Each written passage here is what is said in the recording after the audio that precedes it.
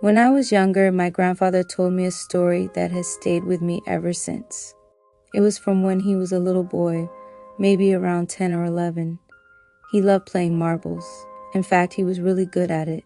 He'd always beat the other kids in the neighborhood, and because of that, he had a huge collection of marbles. Some were shiny, some were colorful, and some were rare ones he'd won in intense matches on the street corners. But no matter how deep into the game he was, there was always one rule his mother made him follow: be inside the house before the streetlights turn on.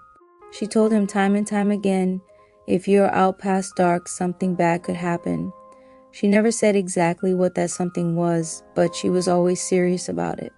He'd get in trouble if he didn't come in on time, and over time, he just accepted it as a rule of life. One evening, like many others, he was outside playing marbles with some neighborhood kids. He was having fun and, as usual, winning. When the streetlights flickered on, he groaned and gathered his marbles, knowing it was time to go in.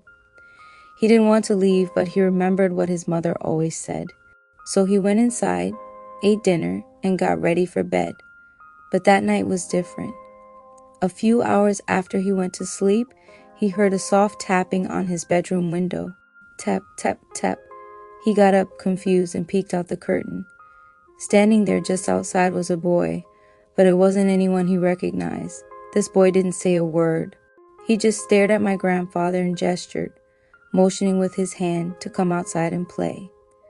My grandfather didn't know why, but something about the boy felt strange. Still, being a curious and slightly mischievous kid, he thought, maybe just for a minute, he whispered to himself, "Incho, I'll just play one quick marble game and come right back." He quietly opened the window, slipped outside, and followed the boy around the corner of the house. They started playing marbles silently under the moonlight. The game was oddly quiet. No talking, no laughing, not even the usual sound of the marbles clicking and clacking like before. It was like time had slowed down.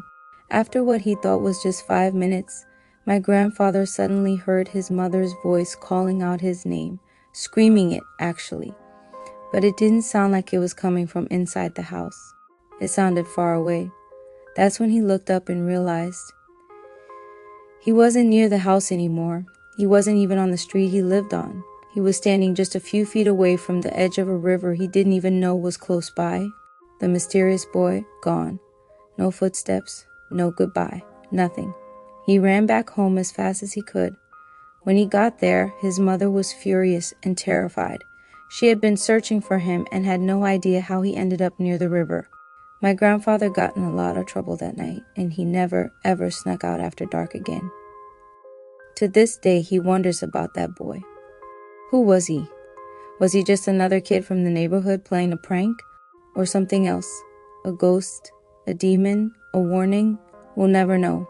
But one thing's for sure, he never broke curfew again after that night.